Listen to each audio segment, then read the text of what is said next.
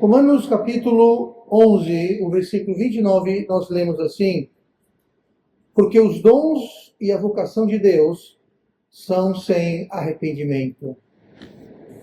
O contexto primário do texto que nós lemos, lembrando que o contexto é algo muito importante ao lermos a palavra de Deus, é dito que um texto fora de contexto se torna um pretexto. Mas o contexto primário que nós lemos se refere à fidelidade de Deus para com a nação de Israel. No entanto, o princípio se aplica também para os crentes, para nós, para todos, porque ele reflete o caráter de Deus, o Deus eterno, o Deus que não muda, o Deus perfeito, que tudo sabe, que tudo pode. Então, só voltando para o versículo, porque os dons e a vocação de Deus são sem arrependimento. Ao nos salvar, Deus nos dá, entre tantas outras coisas, duas coisas mencionadas no versículo 29. Ele nos dá dons espirituais e ele nos dá uma vocação, ou podemos dizer um chamado. Se você olhar no dicionário português, a palavra vocação tem entre suas definições um chamamento, um chamado, uma convocação. Muito pode e muito deve ser dito e ensinado sobre a questão dos dons espirituais. Porém, hoje não é o tema da mensagem. Inclusive, há um estudo no canal da igreja sobre dons espirituais. Eu aconselho todos que não ouviram, assistiram esse estudo a irem lá e assistirem, e se tiver alguma questão, contactar a mim logo após. Mas os dons são importantes, os dons devem ser ensinados. De fato, os dons que nos são dados na salvação, os dons são o que nos capacitam, o que nos habilitam a cumprirmos a nossa vocação. Então Deus nos dá dons e vocação, e os dois estão juntos. Os nossos dons são para cumprir a nossa vocação. Deus nos habilita para cumprir o chamado que Ele tem para cada um de nós. O nosso propósito, ele nunca é anulado. O nosso chamado nunca é cancelado. Então, se você é salvo, então o Senhor tem um propósito, uma vocação para a sua vida. E junto com essa vocação, com esse chamado, Deus já lhe deu os dons, as habilidades necessárias para você cumprir, realizar aquele chamamento, aquela vocação. Então, se você não sabe a sua vocação, você não sabe os seus dons espirituais, então precisamos buscar, descobrir, pedir a Deus para nos mostrarmos, porque você já tem esse dom. E no tribunal de Cristo, quando nós vamos prestar conta da nossa vida, uma das coisas pelas quais nós seremos julgados, pelas quais daremos contas, usou o dom, cumpriu a vocação, e é baseado nessas duas coisas, entre outras, mas essas duas coisas vão estar em pauta no julgamento, no tribunal de Cristo, que todo crente vai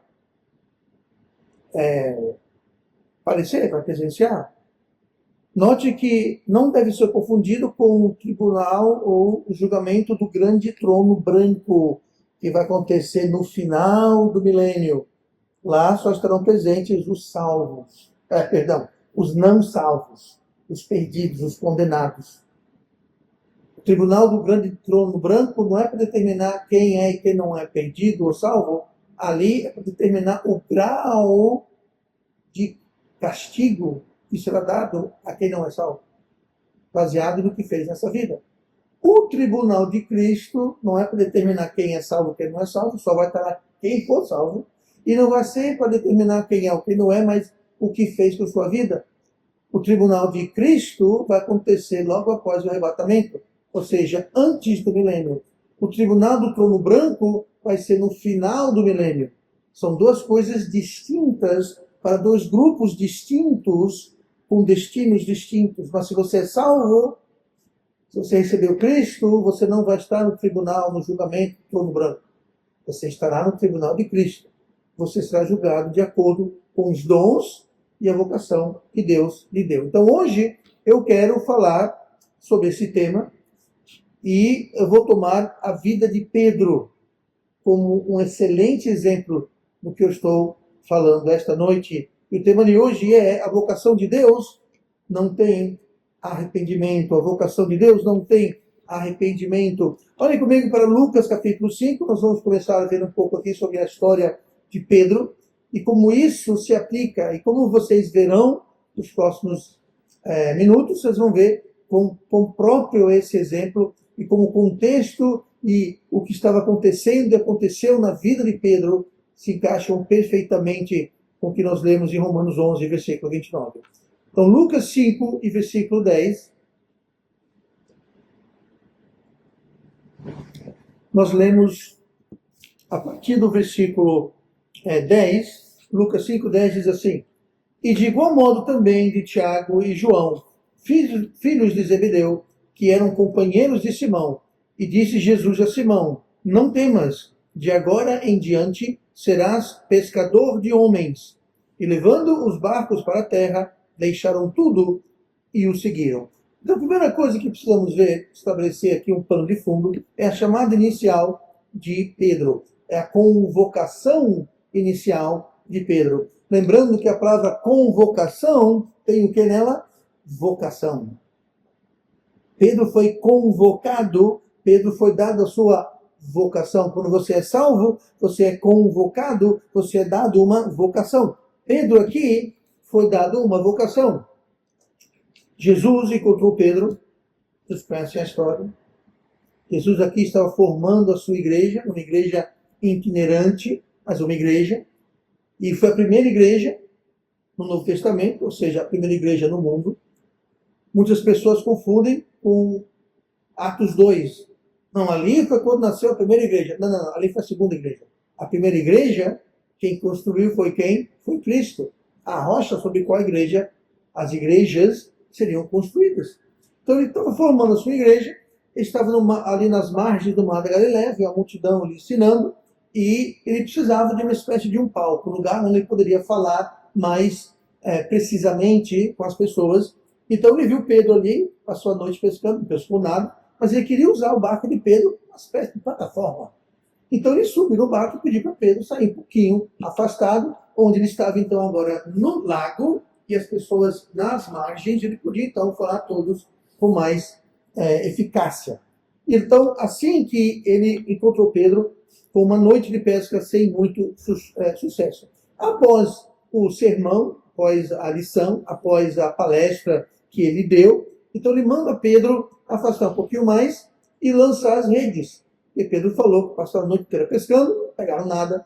Então Pedro lançou a rede, e aqui é assunto para outra mensagem, onde Jesus mandou ele lançar as redes, e ele lançou uma rede, mas foi tanto peixe que quase afundou o barco. Então Jesus manda lançar as redes e tem uma enorme pesca. E logo após nós lemos aqui em Lucas 5, onde Pedro recebe a sua vocação, o seu propósito, o seu chamado, que era para ser pescador de homens. Pescador de homens. Eu vou te contar um segredo. Você é salvo? Você aceitou Cristo? Você está a caminho do céu? Você é um filho, uma filha de Deus? Você tem uma vocação, você tem um chamado. Qual pastor? Pescador de homens. Todo crente é chamado a ser um pescador de homens. Todo crente. Todo crente. Ser um pescador de homens, alguém que leva o evangelho para as pessoas, não é algo para um pequeno grupo seleto de crentes especiais. Não. É para todo crente. É para todo mundo. Não é para o pastor, não é para um grupo, é para todo mundo. Para todo mundo. Mas enfim, aqui nós temos então essa convocação, esse chamado que Pedro teve na vida dele. Vamos para Lucas 22. Vamos pular alguns capítulos para Lucas 22. E nós vamos ver aqui Pedro, já passado alguns anos com Cristo, aprendendo com ele, ministrando com ele, vendo milagres e maravilhas sendo feitos, vendo as escrituras serem cumpridas na frente dos seus olhos, com sinais que atestavam a divindade de Cristo. E lá no versículo 33 de Lucas 22, nós temos aqui uma promessa que Pedro faz a Cristo. E ele lhe disse, Pedro falando para Jesus, Senhor, estou pronto a ir contigo até a prisão e a morte. Mas ele disse, digo-te, Pedro, que não cantará hoje o galo antes que 3 vezes negues que me conheces. Então aqui Pedro, ele foi chamado, convocado, foi equipado e habilitado, nós sabemos, porque ele ministrou com Cristo e atuou com Cristo, estava cumprindo a sua vocação. Então ele estava confiante, ele estava, digamos, com a bola cheia, não de um modo errado, mas ele estava. Ele havia feito milagres, visto milagres, multiplicação de pães, mortos ressuscitando, cegos enxergando, aleijados andando e assim por diante. Então ele estava cheio, estava animado, ele estava pronto. Mas Cristo falou, dentro de algumas horas, você vai me negar 3 vezes. A qual ele protestou, negou, falou, de jeito nenhum. Verdade é, como nós sabemos, que apesar de ter prometido nunca negar a Jesus, inclusive segui-lo até a morte, se necessário fora, nós sabemos que pouco tempo depois ele o nega 3 vezes, enquanto Jesus é julgado. Pedro, ao cantar o galo, fica arrasado e fica decepcionado consigo mesmo. E no versículo 62, no capítulo 22 de Lucas, nós lemos, e saindo Pedro para fora, chorou amargamente. Ele não só chorou, ele chorou um choro de desespero, um choro de decepção, um choro que o fundo caiu na vida dele. Ele havia convivido com o Messias.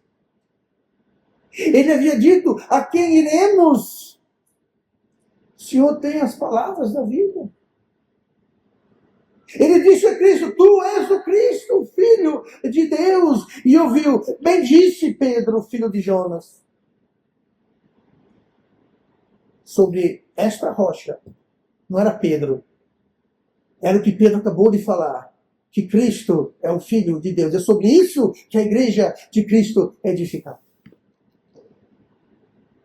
Tendo visto, feito tudo aquilo, Cristo tendo avisado a ele, e ele negado, ele cai em si ao ouvir o galo cantar. E ele chora amargamente. Chora amargamente. Com esse desespero, essa amargura, Pedro acha que está tudo acabado. Acabou.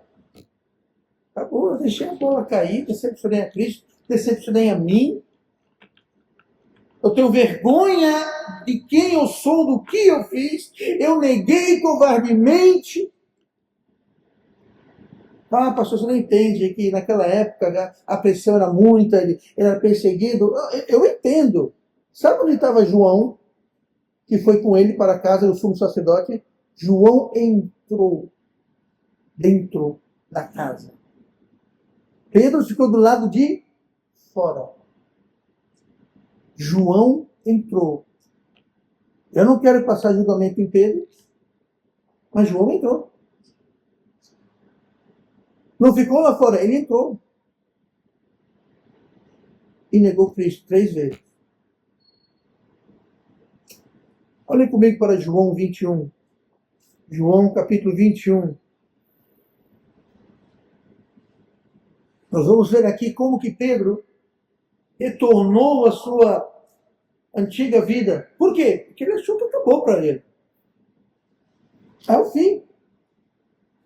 Eu decepcionei, eu neguei a Cristo. O que farei? Já sei, vou voltar para minha velha vida. Versículo 2. Estavam juntos Simão Pedro e Tomé, chamado Dídimo, e Natanael, que era de Caná, da Galileia, os filhos de Zebedeu, e outros dois dos seus discípulos. Disse-lhe Simão Pedro: vou pescar. Dizem-lhe eles: também nós vamos contigo. Foram e subiram logo para o barco, e naquela noite nada apanharam. Pedro falou: sabe uma coisa? Eu vou pescar. Mas que não era eu vou pescar no sentido, eu vou ali pegar um peixinho para... Não. Ele falou: eu vou voltar à minha vida de pescador. Pedro era, por profissão, um pescador. Isso acabou. Acabou. Depois dessa, eu não tenho nem coragem de falar o nome de Cristo, quanto mais, não. Eu vou pescar. E note a importância, preste bem atenção, a importância do exemplo. Pedro não chamou ninguém para o segui-lo. Ele não disse: atenção, atenção, todos nós devemos agora ir pescar. Lembrando que os discípulos, a maioria, eram todos o quê? Pescadores. Ele não chamou ninguém, não deu um discurso bonito. Não, ele falou: eu vou pescar. Pedro, eu vou voltar para a minha vida. E o que diz aqui? Vou pescar. Dizem-lhe eles: também nós vamos contigo. Olha o poder do exemplo. Ah, pastor, mas eu não chamei ninguém. Você não chamou. Você não deu uma palavra, mas pelo seu exemplo, pelo seu porte, pelo seu comportamento, você está falando mais alto do que suas palavras. Pedro disse duas palavras: vou pescar. E com duas palavras, não só ele deixou o ministério, não só ele deixou a sua vocação, ele levou todo o resto de volta para a antiga vida. Não era uma vida pecaminosa, uma vida desonesta, uma vida pagã, não. Eles iam voltar a trabalhar honestamente na profissão que sempre tiveram. Apertaram pausa por 3 anos e meio, mas agora, depois dessa, eu estou arrasado, decepcionado, eu vou voltar. E o resto falou: sabe uma coisa? Eu vou junto. Tem muita gente que está seguindo o seu e o meu exemplo. Ah, mas eu não. Não adianta o que você falou, o que você não falou. Adianta o que você faz. Pais, mães, irmãos, familiares, vizinhos, amigos, colegas.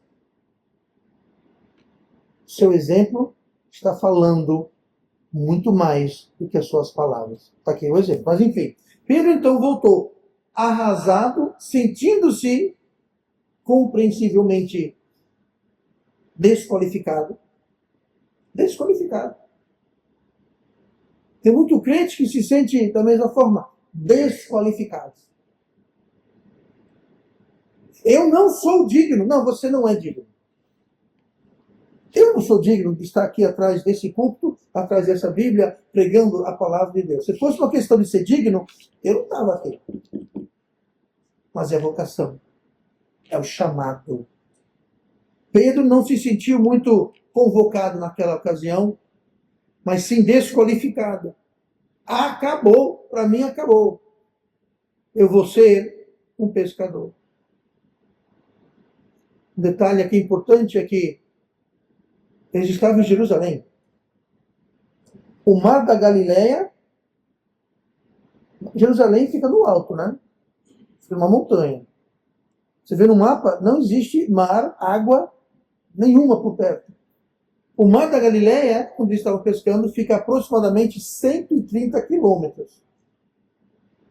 Eles não chamaram um Uber, não pegaram um ônibus, nem um trem. A pé. O que fica 130 quilômetros aqui de Maceió? União dos Palmares, o irmão Emanuel, que já fez algumas vezes. Quantos quilômetros? 80, né? 50? 60. Pois bem, você imagine andar, você vai e você volta até a União dos Palmares a pé. Pois é. Foi essa a distância, o esforço que eles colocaram para se afastar do chamado que Deus tinha para eles. Mas enfim. Então aqui nós temos o retorno de Pedro à sua vida antiga, levando os seus companheiros consigo, e eles foram para o barco. É importante na Bíblia você ler com entendimento, né? Fala assim, vou pescar, também vamos contigo. Aí foram, subiram logo no barco. Quer dizer, entre vou pescar e vamos contigo e subiram no barco, ali tem 130 quilômetros, que a gente não percebe aqui. Foram e subiram no barco. Só que não tinha barco em Jerusalém. Mas enfim, note, especialmente antes de prosseguirmos, naquela noite, nada apanhado. Alguém se lembra de alguma ocasião onde Pedro passou a noite inteira e nada apanhou? Lembra da sua convocação, o seu chamado inicial? O que ele acabou de passar a noite fazendo? Pescando e não apanhou nada. E aqui nós temos, basicamente, uma situação parecida. De fato, houve o segundo milagre da pesca. João 21, versículo 4. E sendo já manhã, Jesus se apresentou na praia, mas os discípulos não conheceram que era Jesus. Versículo 5. Disse-lhe, pois, Jesus, filhos, tendes alguma coisa de comer? Responderam-lhe, não. E ele lhes disse, não saia a rede para o lado direito do barco, e achareis. Lançaram-na, pois, e já não podiam tirar pela multidão de peixes. E então aquele discípulo a quem Jesus amava, que era João, que sempre se referia como tal, disse a Pedro, é o Senhor. E quando Simão Pedro ouviu que era o Senhor, cingiu-se com a túnica, porque estava nu, e lançou-se ao mar. E os outros discípulos foram com o barco, porque não estavam distantes da terra, senão quase 200 côvados, levando a rede cheia de peixes. Olha que interessante. Jesus efetivamente recriou o primeiro milagre da pesca enorme após uma noite fracassada. Quando Pedro foi chamado, ele passou a noite pescando, 0 peixe. Aqui ele deixou o ministério, abandonou o seu chamado, voltou a pescar a noite inteira, pescou nada. Jesus aparece nas margens, eles no barco, igualzinho os dois. Jesus na margem, Pedro no barco. Lança a rede. E peixe, e mais peixes, e mais peixes, e mais peixes. Tanto que foi João que percebeu. Eu imagino essa cena, João está lá, aquele monte de peixe pescando. Lembram, eles não pescam, faziam 3 anos de alguma coisa. Eles não pescavam. De fato, a última vez que eles estavam pescando, eles não haviam apanhado nada. E a última vez que eles foram pescar e não apanharam nada, eles estavam puxando uma rede prestes a estourar de tanto peixe. Passaram-se 3 anos e meio, e lá está João, mais uma vez, primeira vez que ele está pescando, puxando uma rede cheia de peixes, após uma noite fracassada de pesca. E João parou e falou, peraí, é déjà vu? Eu lembro dessa cena. Eu lembro de ter passado uma noite desastrosa de pesca, e Jesus mandou lançar a rede, e Pedro, é o Senhor. Pedro olhou e disse, mas não é que é mesmo? Isso não está na Bíblia, mas está no grego original, entendeu? Ele falou, mas não é que é mesmo? E Pedro se lançou na água. Quando fala que ele estava nu, ele não estava nu no sentido 100% nu. Ele estava apenas com aquela, uma espécie de uma toalha, um calção que eles faziam, que enrolavam assim, tá? Mas num sentido que ele não estava com sua túnica. Aquilo é nudez. Ele estava vestido imodestamente. Nos bíblicos estava nu, estava mostrando demais. Se jogou na água e foi-se embora. E os outros discípulos levaram o barco. Jesus recriou. Lá, mais uma vez, nas margens, Jesus repete o cenário da chamada inicial. Pedro com as redes vazias, Jesus dá ordem para lançar novamente, resultado de uma grande pesca, Por que será que Jesus orquestrou essa encenação, mais uma vez, do chamado original de Pedro e os demais? Foi para lembrar Pedro e aos outros que a vocação de Deus não tem arrependimento. Eu vos chamei lá atrás, 3 anos e meio, eu os convoquei, serão pescadores de homens. Essa é a vocação, esse é o chamado, eu lhe dei dons e habilidades. E vocês aqui abandonaram tudo, estão pescando. Saibam que o meu chamamento, a minha vocação, os meus dons são sem arrependimento. Não volta atrás.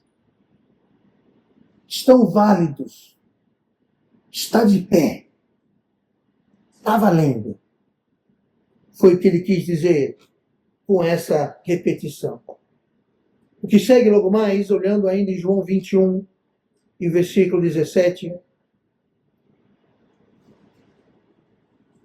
Algo interessante eu mencionei sobre a distância entre Jerusalém e o Mar da Galileia. E os discípulos andaram. Tá? Se Jesus se teletransportou, andou, ou pegou carona nas costas de um anjo, eu não sei e francamente não interessa. Ele poderia ter feito qualquer uma delas. Mas ele foi. Ele foi atrás daqueles que ele havia chamado. E depois dessa repetição da convocação, tem um diálogo estranho. Um diálogo de amor e recomissão. Reconvocação. Olhe comigo no versículo 15. Depois de terem jantado, disse Jesus a Simão: Simão, filho de Jonas, ama-me mais do que estes? E ele respondeu: Sim, Senhor, tu sabes que te amo.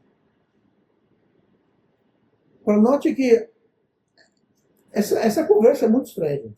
Para começar, ele não respondeu a pergunta. Porque Jesus falou: Me amas mais do que estes? Jesus falou: Eu te amo. Mas não foi o que Jesus perguntou. Jesus perguntou: ama-me mais do que estes, do que os outros. E a resposta foi: tu sabes que eu te amo. Sim, Pedro, mas não foi bem essa pergunta, né? Mas tudo bem, continua. Disse-lhe: apacenta os meus cordeiros. No versículo 16, continua a conversa estranha.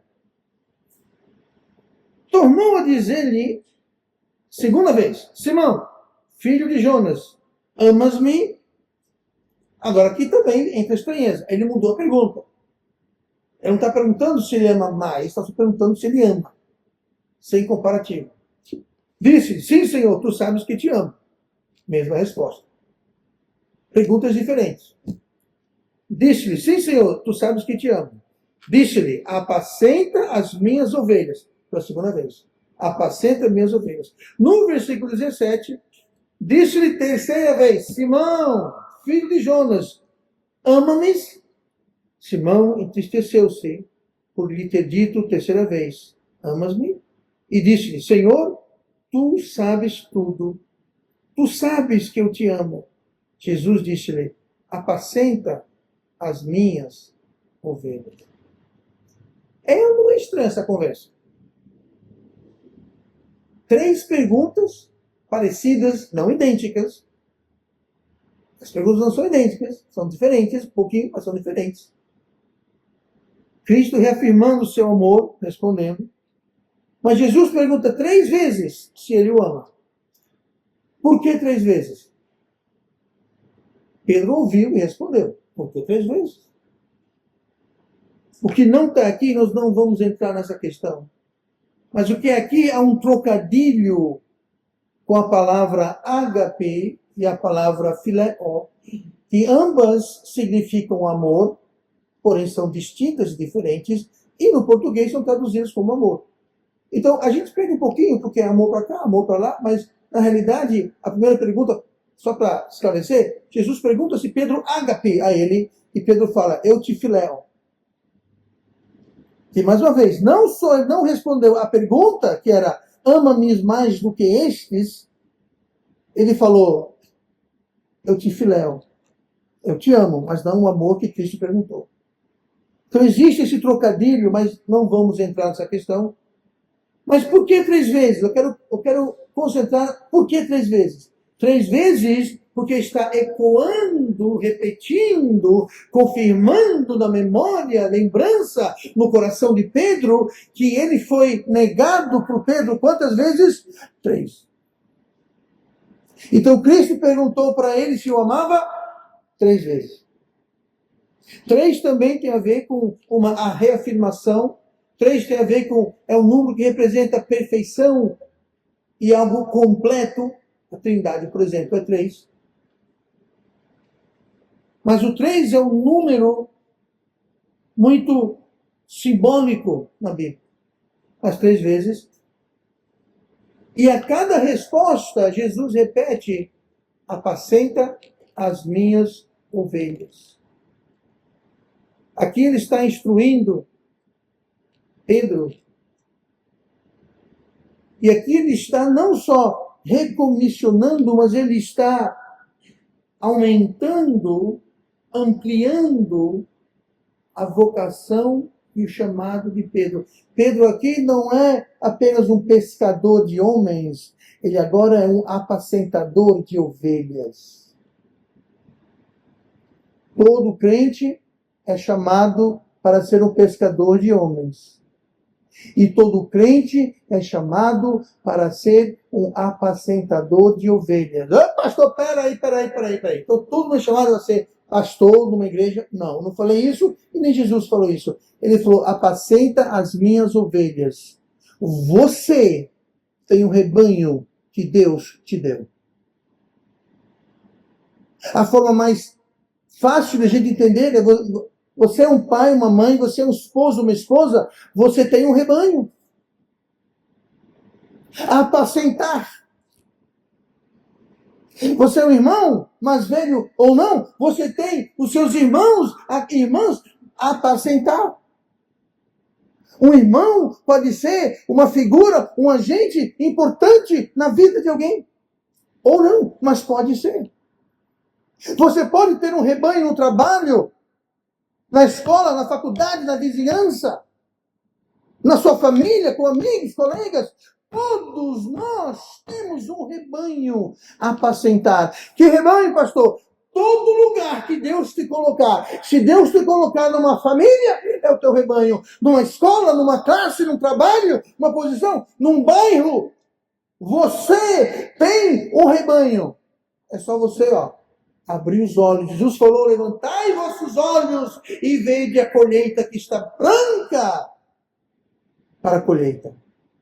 Abra vossos olhos e veja, você tem um rebanho. É possível, o crente está cego quanto à colheita que está branca. E tem mais, essa questão de colheita branca, pastor, que colheita branca? O trigo, quando cresce, amadurece, está pronto para ser colhido, ele fica dourado, amarelo. Quando ele começa a se estragar, ele fica branco. O que Jesus quer dizer com a colheita já está branco para a colheita, ele falou, a colheita já está se perdendo. Já passou da hora. Levantai os olhos, olhe para o campo, já está apodrecendo, há pessoas morrendo sem Cristo, sem nunca ter ouvido o Evangelho.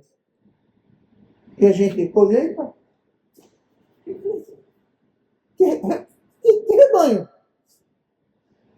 Eu não sei de rebanho. Abre os olhos. A não ser que você mora numa ilha deserta, é só você que mora lá, aí tudo bem, você não tem rebanho. Há um homem de Deus chamado Kent Hovind. Ele não é pastor, mas é um grande homem de Deus, estudioso.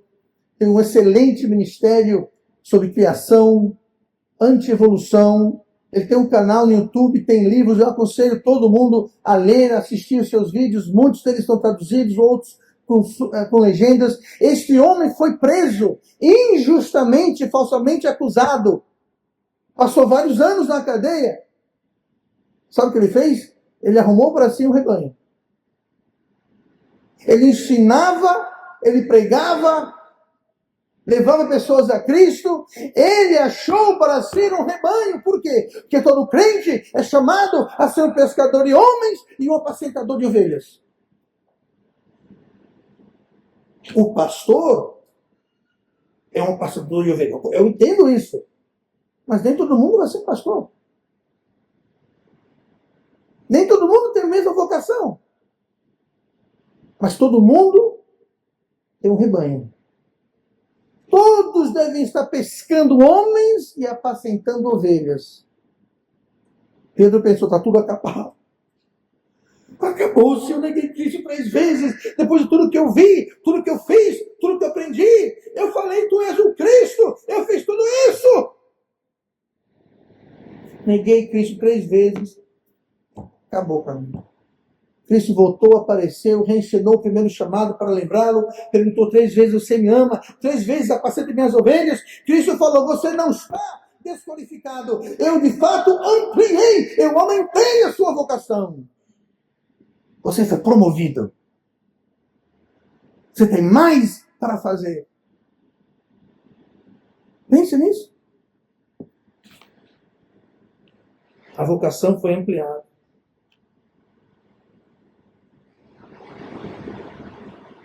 Jesus mostra que não há pecado, não há decepção, não há infidelidade, não há afastamento que pode anular o chamado de Deus. Gente, se Pedro, depois que tudo Pedro teve, tudo que ele viu, Cristo volta e fala, ei, Tite, está esquecido? Você está esquecido da sua vocação? Eu estou aqui para te lembrar que a sua vocação, assim como os dons, são sem arrependimento. Não voltam para trás. E tem mais, Pedro. Além de pescador de homens, tu agora vai ser um apacentador de ovelhas.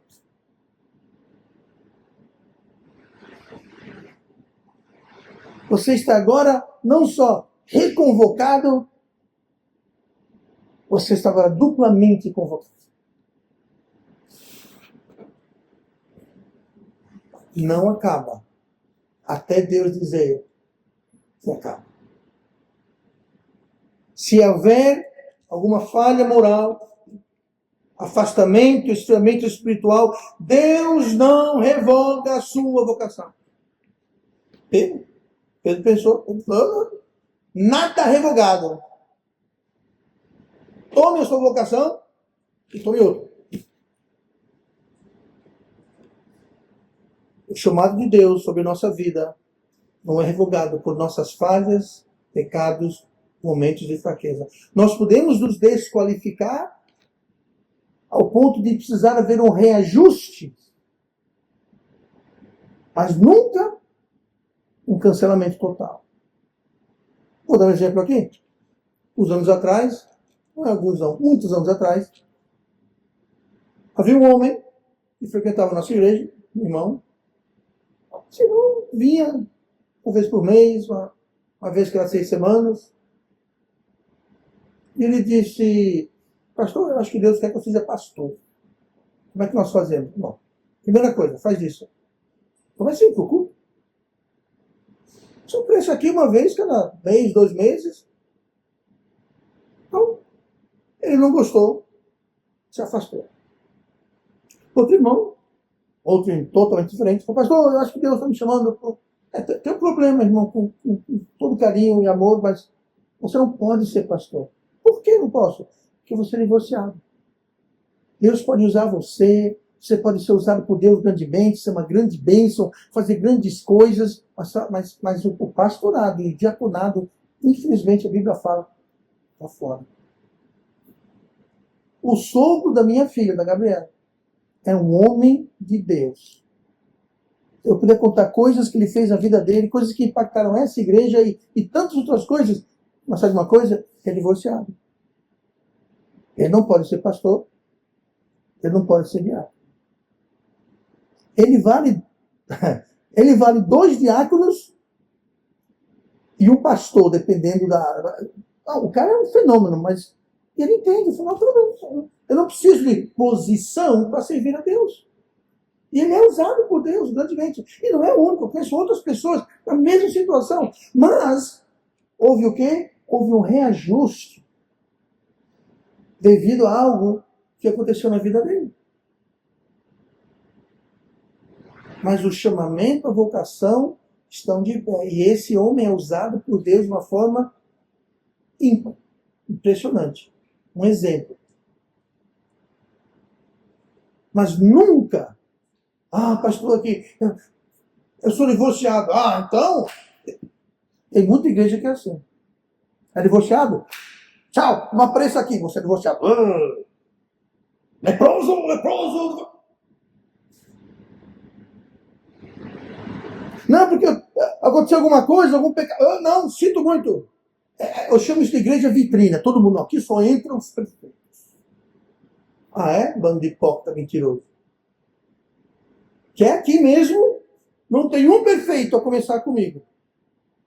Então, para com essa, eu vou dizer palhaçada.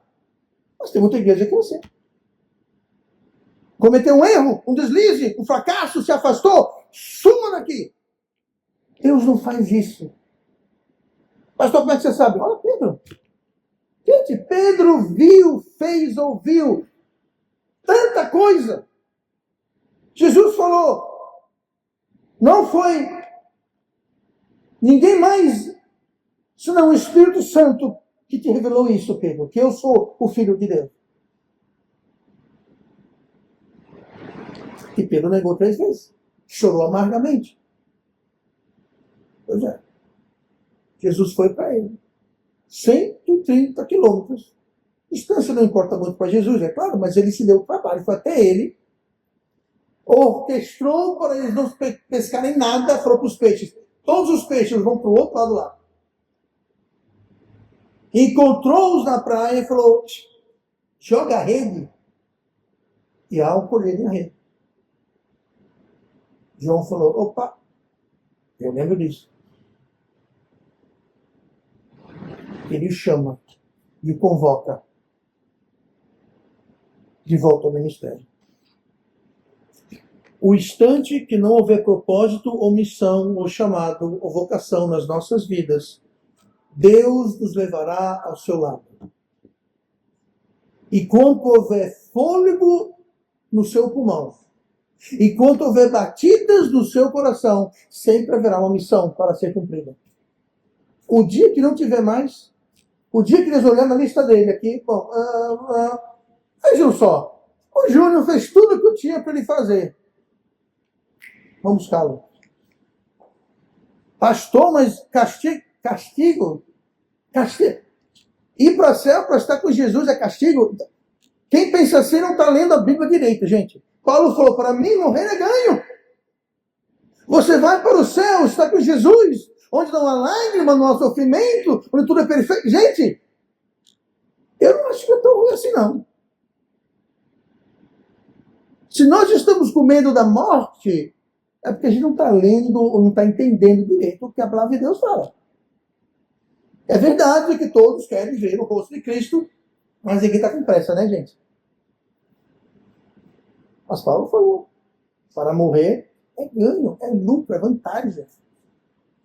Anos atrás, um evangelista chamado John Rice, ele foi ameaçado por alguém que não gostava da pregação dele. Imagine você, alguém não gostava da pregação do pastor. Mas veja bem, o cara chegou lá com uma arma, não era assalto. O cara falou, eu vou lhe matar. Primeira coisa, ele apontou aqui para a barriga dele e falou, eu vou estourar os seus miolos. John Rice falou 2 coisas. Falou, você vai ter que mirar um pouquinho mais alto. E 2, ele falou, você não pode me ameaçar, me amedrontar com o céu. Vai me matar? Não. Eu sei para onde eu estou indo.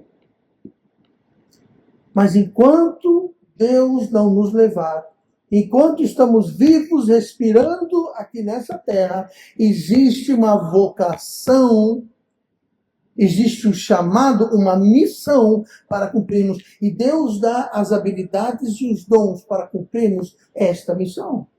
Como nós lemos em Romanos 11:29, porque os dons e a vocação de Deus são sem arrependimento. Não voltam atrás. Não são anulados, não são cancelados. Jesus está na praia. Se puder usar a figura aqui que nós vimos em João 21. Jesus está à praia, aguardando o retorno, aquela vocação que talvez nós deixamos para trás. Talvez alguma coisa aconteceu na sua vida, algum pecado, alguma decepção, algum deslize, algum afastamento. Não interessa o que seja. Os dons e a vocação de Deus são sem arrependimento. Elas não mudam, não são canceladas, podem porventura serem ajustadas, mas não são anuladas. Não há forma de fugir. Se você não sabe a sua vocação, está na hora de saber. Se você não sabe qual capacidade, habilidade, dons Deus lhe deu, está na hora de saber. Por quê, pastor? Porque o julgamento de Cristo está se aproximando a cada dia. Se você morrer hoje, você não vai ser julgado hoje. O julgamento de Cristo, não. Se você é crente e morrer hoje, você vai para o céu, vai estar com Jesus.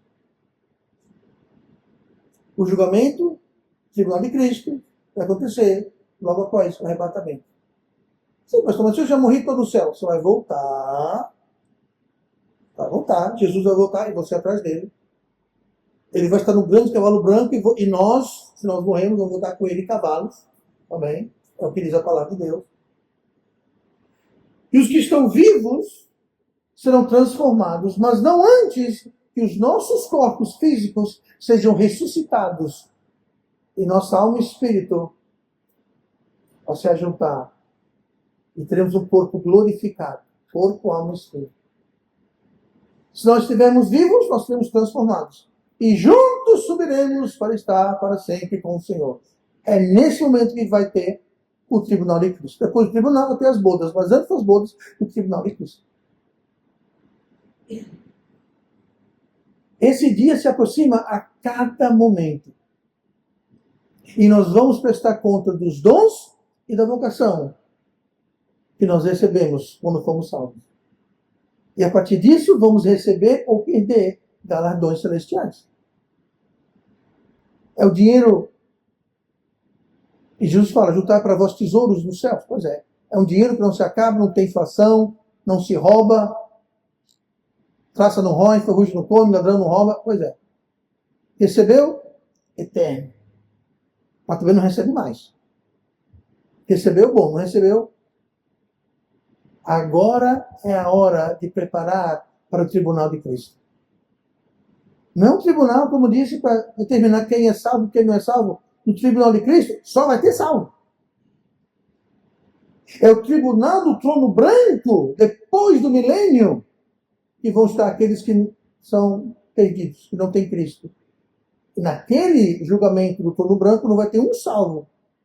Só vai ter gente que não recebeu Cristo. Você é salvo? Esquece o trono branco. Não é com você. Você é salvo? Tribunal de Cristo. Se preocupe, porque você vai ser julgado pela vocação e pelos dons que Deus lhe deu. Jesus aguarda. A vocação de Deus não tem arrependimento.